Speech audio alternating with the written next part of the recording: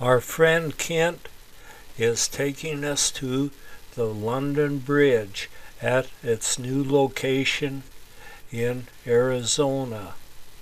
It was dismantled, each piece was marked on it, and it was shipped over from London and reassembled. The gate we are just preparing to go through was shipped over here from London as well. The entire area is paved with beautiful paving blocks or brick. The fountain is more like something you would see in Europe. The entire area is starting to feel like something you would see in Europe. Kent's little dog Rowdy is taking in the fountain with his little sunglasses on. He likes to wear his sunglasses so he doesn't have problems with cataracts in this hot sun later in life. All the area around this fountain and on down toward the bridge is loaded with little shops, built little shops with everything you can buy, something decent to wear on the beach there too. When we enter the visitor center, the first thing Marge needs to do is to put a pin in the map showing where we are from. There are all sorts of brochures to give you when you go in that have the information on the London Bridge and also other things around Lake Havasu. There are plenty of pictures on the wall showing the construction, the tearing the bridge down, and then the reconstruction of it here at Lake Havasu, Arizona. The bridge was sold because it was too small for modern demands in London. It was made for horse and buggy traffic, and so it was sold to the highest bidder, which happened to be Robert McCulloch, the same one that made the McCulloch chainsaw. They have little replicas of the lighthouses that are placed around Lake Havasu in different areas. There's a cutout that you can get behind and have your picture taken peeking through it. Rowdy decided he'd like his picture taken right through the cutout. I may not look too much like an Englishman, but I'll go have my picture taken there too as soon as Rowdy gets his taken. We will next take a look at some of the chainsaws and one of the boat motors that McCulloch had manufactured and invented. And they're some real old timers here. McCulloch used to be about the king of chainsaws. I remember the old timers were debating whether McCulloch was the best chainsaw on the market. Some said the McCulloch was the best, others said the Homelight was the best back in the early 1950s. Go. The London Bridge is supported on 5 elliptical arches. The center one, 152 feet wide and 22 feet thick. The granite for its construction was quarried in Aberdeen, Scotland, and in Cornwall and Devon, England. Since 1831, it has carried prince, paupers, royalty and peasants, natives and foreigners from every land. History itself across its back. Always a symbol and monument, and it is this London Bridge. The London Bridge is now in Lake Havasu, Arizona, USA. For as the world progresses and population increases, so too does traffic and its weight.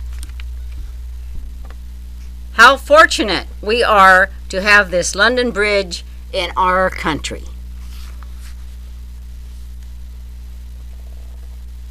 Is that okay? Start. Land that is now Lake Havasu City was purchased by Robert M. McCulloch Sr. in August 1963. The original purchase was 26 square miles. A landing strip provided McCulloch the airport necessary to bring in prospective land buyers, and this along with the lake, providing a perfect testing site for his small engine business too. McCulloch teamed up with C.V. Wood, who was the master planner of Lake Havasu City, and Disneyland Lake Havasu City was incorporated in 1978 and became a legal municipality in 1987. The population of Lake Havasu City in December 1975 was 15,500.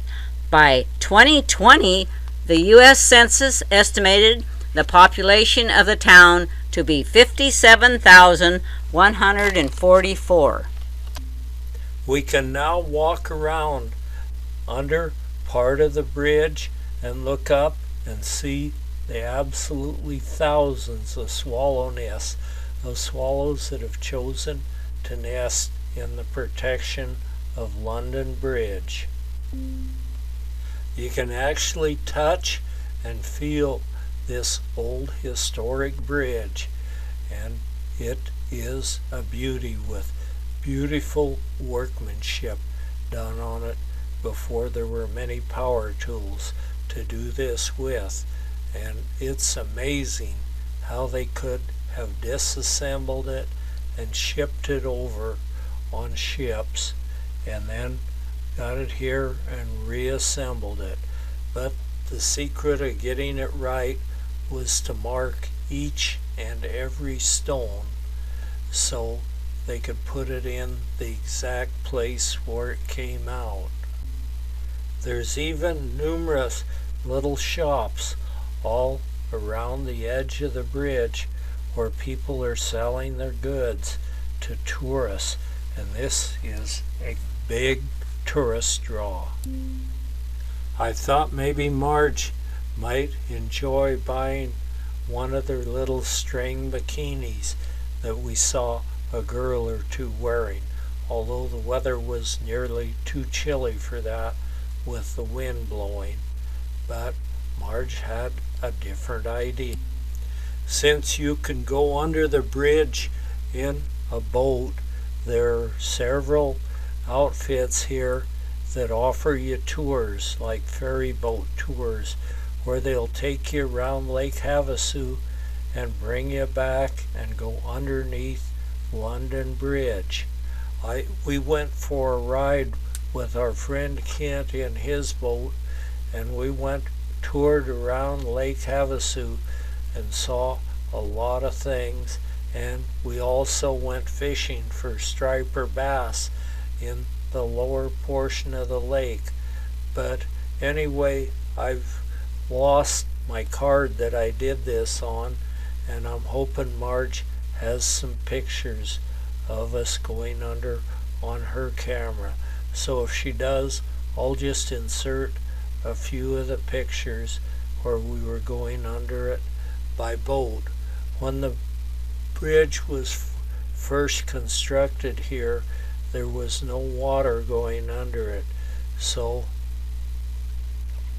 they had to dig a channel under there, and it's very popular. There's a whole bunch of stairs go up alongside the bridge, and they're stone stairs, and I see a lot of people going up and down them to get their exercise. What a great idea.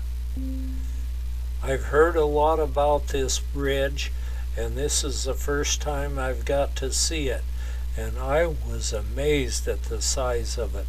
I wasn't expecting anything nearly this big, and I didn't know you could walk under it in one place and take a boat under it.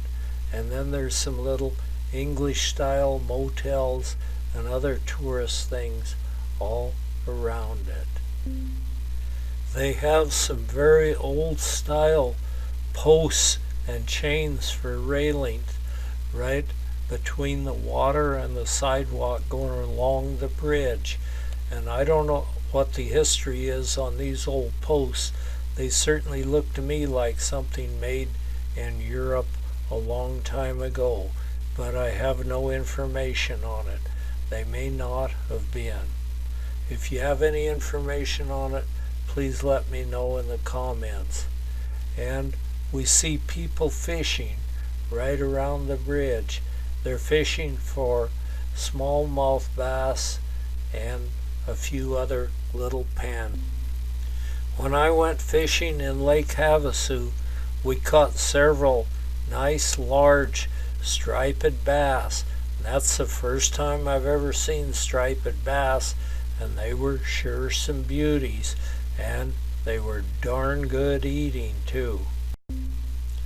If I find my lost card, I'll put a picture of our fishing trip on YouTube, and we fished quite a while and caught quite a few fish, and it was really great.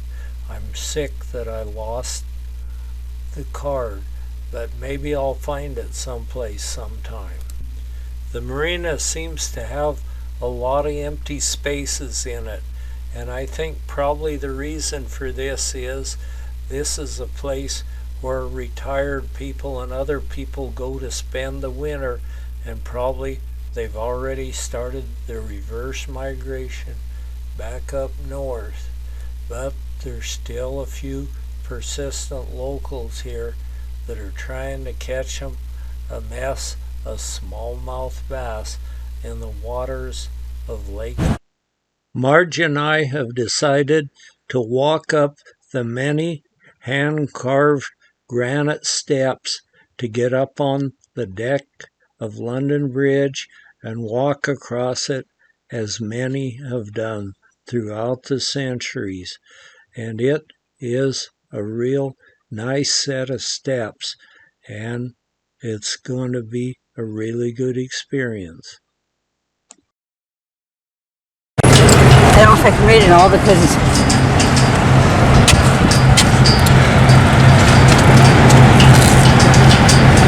What does it say? It just says this bridge serves a noble and enduring monument to the strong bonds of friendship. London Bridge was started in 1176 and for centuries was the only stone crossing over the River Thames, spanning more than 900 feet. It was the longest inhabited bridge in Europe and was considered a wonder of the world.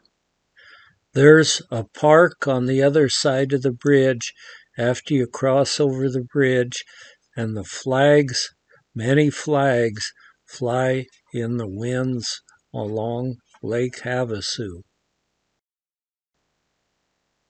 This park is used by thousands.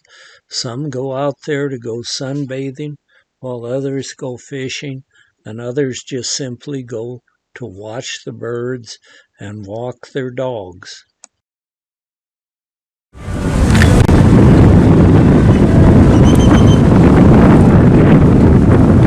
The replica is approximately 1/4 the size of the original in Buffalo, New York. The lighthouse in Buffalo sits at the entrance to the Erie Canal. The first light was built in 1818 but found inadequate for the increased traffic when the Erie Canal was completed in 1828, connecting Lake Erie with New York City. The main Buffalo light was built in 1833 to replace the original light and was operative until 1914. The Lake Havasu Lighthouse Club is a group of Lake Havasu city citizens dedicated to improving the navigational lighting on Lake Havasu. Nice.